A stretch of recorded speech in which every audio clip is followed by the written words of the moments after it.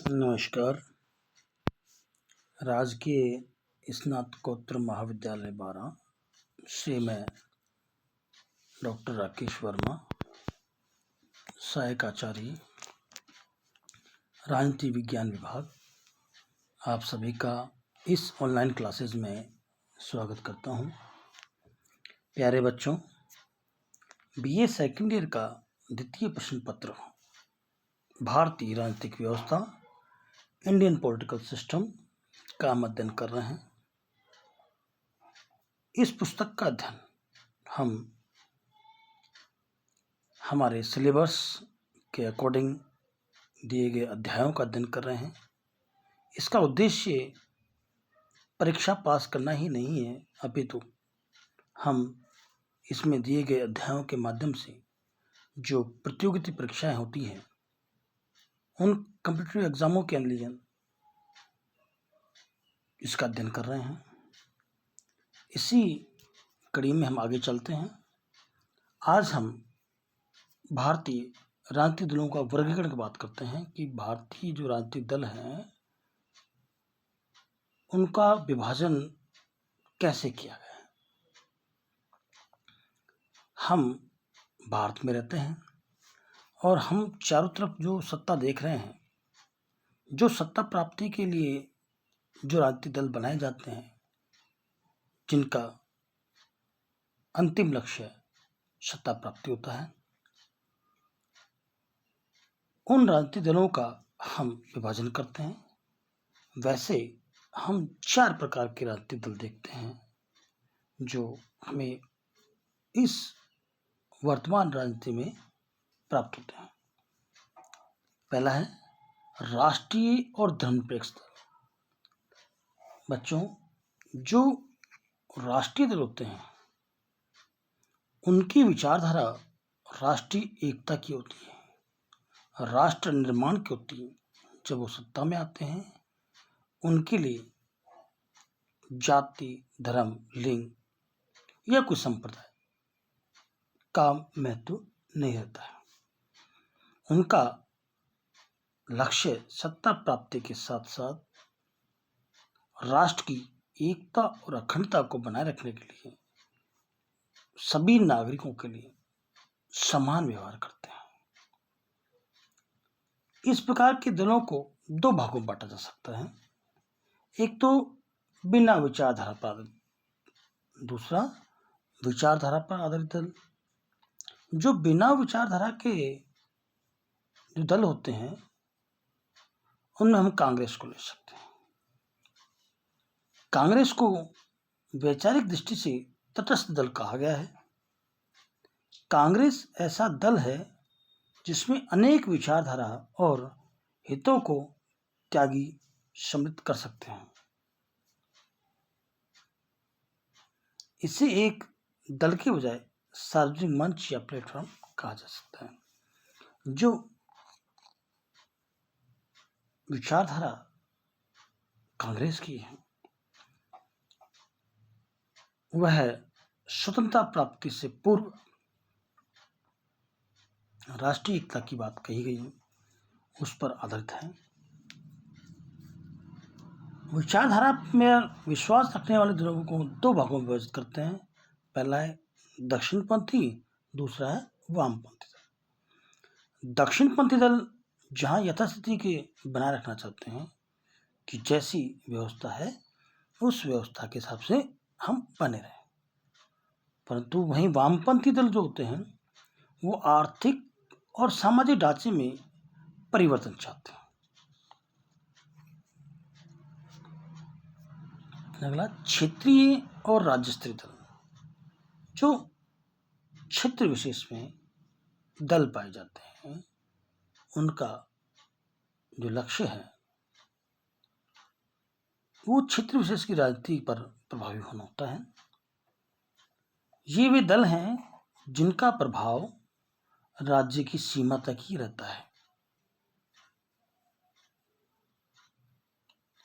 इसमें तेलुगु देशम, शिवसेना, डीएमके, अन्ना डीएमके, असम गण परिषद, सिक्किम संग्राम और समाजवादी पार्टी, तमिल मनीला कांग्रेस, तृणमूल कांग्रेस, हरियाणा विकास पार्टी आदि प्रमुख मानी गई। आंध्र प्रदेश, तमिलनाडु, असम और सिक्किम आदि राज्यों में ये दल ज़्यादा प्रभावी रूप से कार्य कर रहे हैं। अगला है जातीय या सांप्रदायिक आधार पर कुछ राजनीतिक दलों का निर्माण किया गया।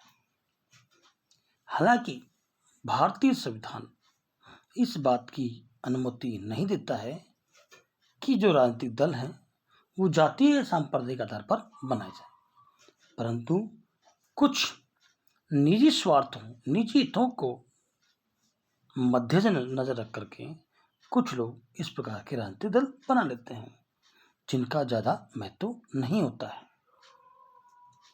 कुछ दल विशेष जाति के या संप्रदाय तक ही सीमित रहते हैं।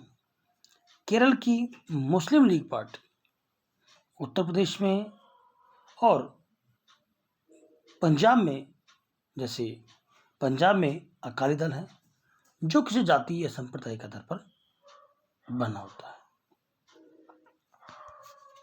तदर्थ दल वो दल आते हैं जो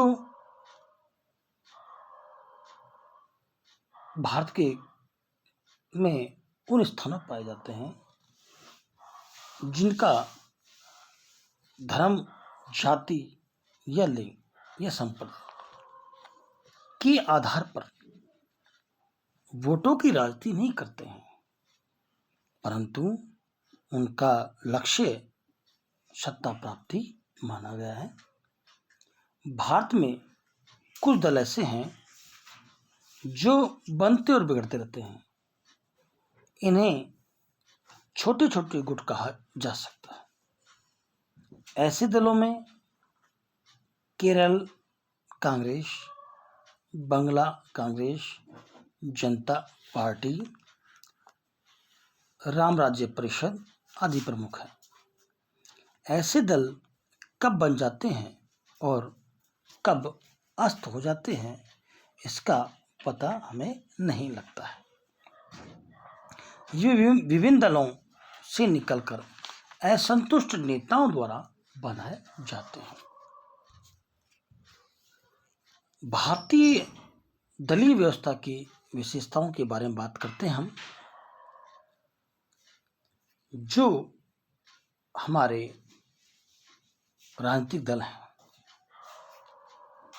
उन दलों का हमने वर्गीकरण किया, जिसमें हमने देखा कि राष्ट्रीय दल होते हैं और धर्मनिरपेक्ष दल होते हैं। भारत विभिन्न धर्मों का देश रहा है और राष्ट्रीय विचारधारा पर आधारित दल वो दल होते हैं जिनका मूल लक्ष्य भारत विकास या भारत की एकता का रहा है। दूसरे प्रकार के दल हमने देखे राज्य स्तरीय होते हैं, क्षेत्र स्तर पर होते हैं। ये इनकी राजनीति क्षेत्र विशेष पर आधारित रहती है। तीसरे आधार पर हम क्या देखें कि जो सांप्रदायिक आधार पर या जातीय आधार पर कुछ दल बनाए जाते हैं और कुछ तदर्थ दल ऐसे होते हैं जो बनते बिगड़ते रहते हैं, मतलब इनका कोई ज़्यादा अस्तित्व नहीं होता है। इनका कार्य केवल इतना होता है कि ये जब चुनावी राजनीति आती है उस समय मार्केट में आते हैं और या तो सीट निकल जाती, ठीक है, नहीं निकलती तो फिर जैसा है वैसा बन जाते हैं, मगर टक्कर हमेशा दो दलों में रहती है। भारतीय दलीय व्यवस्था की विशेषताओं के बारे में बात करते हैं। पहला है बहुदलीय व्यवस्था। भारतीय दल व्यवस्था बहुदलीय व्यवस्था है। यहाँ अनेक राजनीतिक दल अस्तित्व में बने हैं। वर्तमान में 60 से अधिक राजनीतिक दल हैं। इनमें अखिल भारतीय स्तर के जैसे कांग्रेस, भाजपा, राष्ट्रीय दल, बसपा, समाजवादी पार्टी और अनेक क्षेत्रीय दल जैसे अकाली दल, शिवसेना, तेलुगु देशम, असम गण परिषद, समाजवादी पार्टी, अन्ना डीएमके आदि क्षेत्रीय दल बहुत मात्रा में पाए जाते हैं। ये क्षेत्रीय दल किसी विशेष विचारधारा को या राष्ट्रीय स्तर के दलों पर असंतुष्ट होकर बनाए जाते हैं। इनके नेता जब राष्ट्रीय स्तर के दलों में अपनी भूमिका नहीं निभाते हैं, उससे नाराज होकर के अपने क्षेत्र विशेष की एक दलीय व्यवस्था बदल बनते हैं। अगला, क्षेत्रीय दलों की बहुत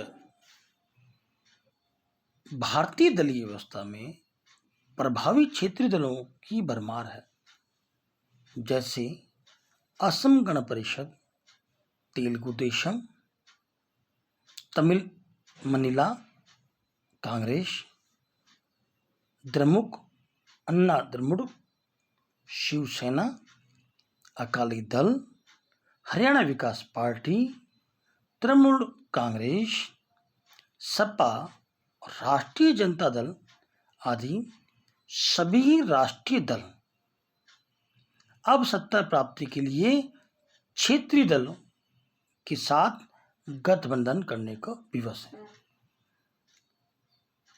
कश्मीर में जो सत्ता प्राप्ति के लिए जो दल है, उनसे राष्ट्रीय स्तर की पार्टियां गठबंधन करती हैं।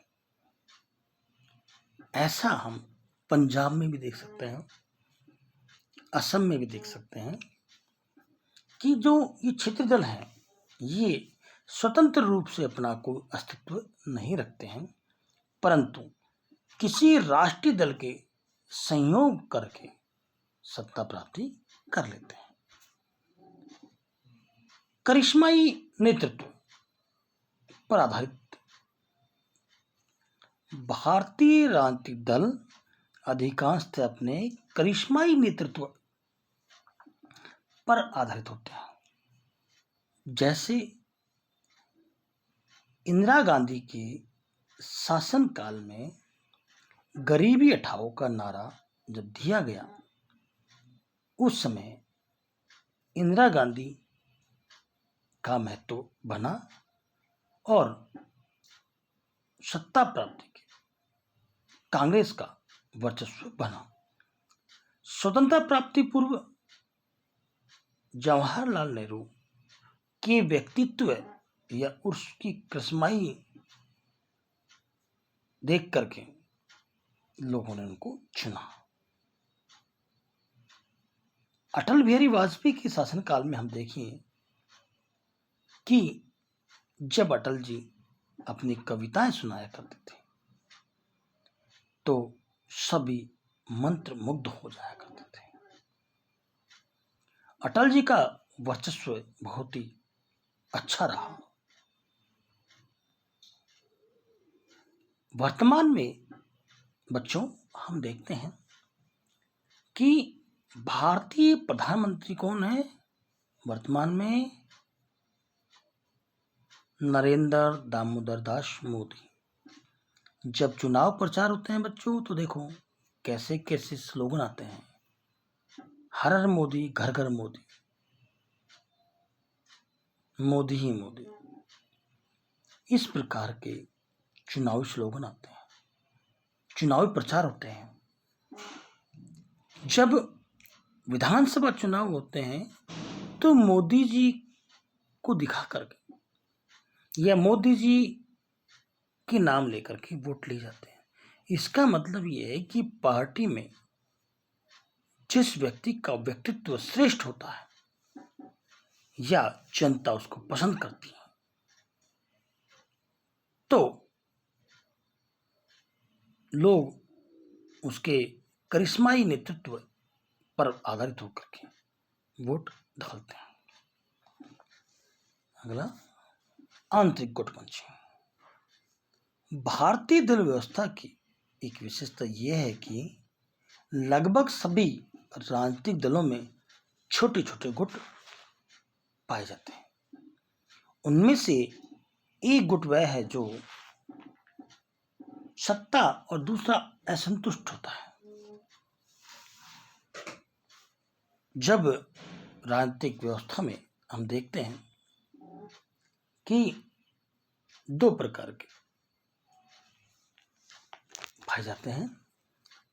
एक तो जो सत्ता प्राप्त कर लेता है और दूसरा उसी पार्टी में जो सत्ता प्राप्ति नहीं कर पाया, या यूँ कहें कि उस व्यक्ति को जो वो असंतुष्ट है अपने दल से, उसको अच्छा पद नहीं मिला हो या उसकी महत्वाकांक्षाओं की पूर्ति नहीं हुई हो, तो वह असंतुष्ट हो जाता है। असंतुष्ट तो धड़ा होता है, वो बाह्य रूप से तो पार्टी को सपोर्ट करता है, परंतु आंतरिक रूप से वह अपने दल या अपने यूँ कहें कि अपने साथ लोगों को मिला लेता है।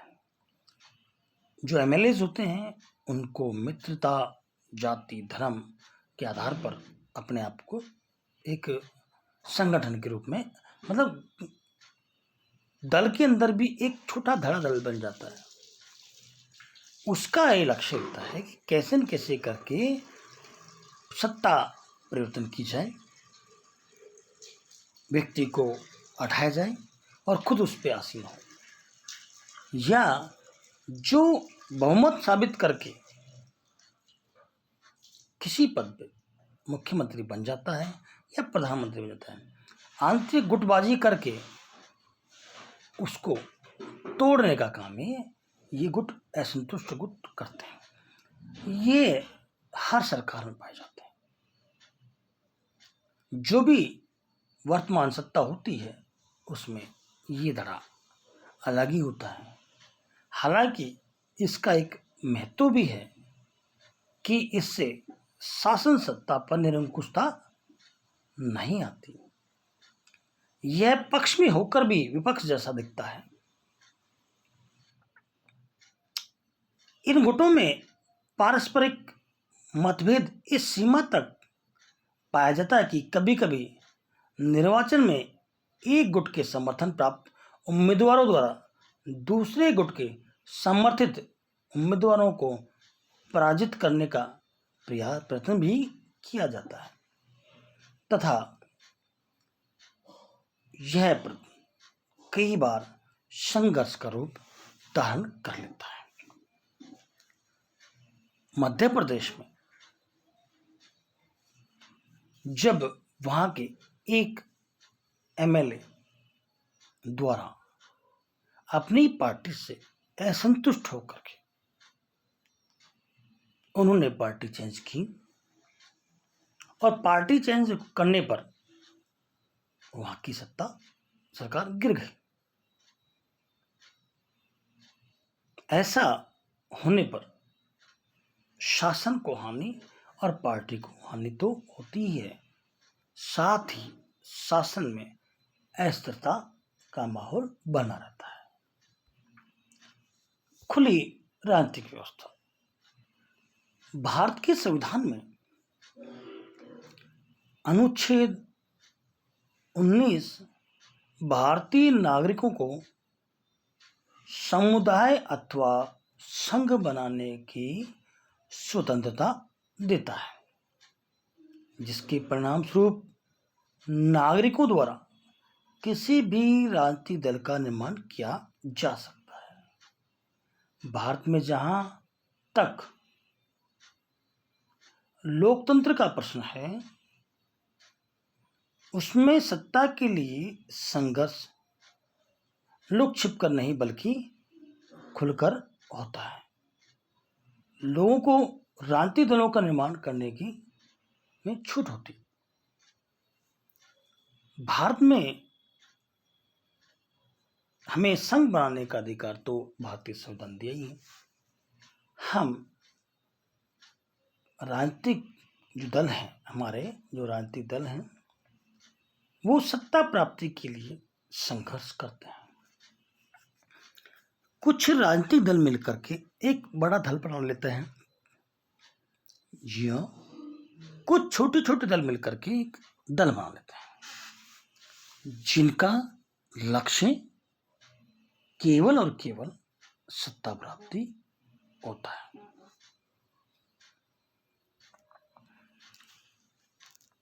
स्पष्ट नीतियों का अभाव।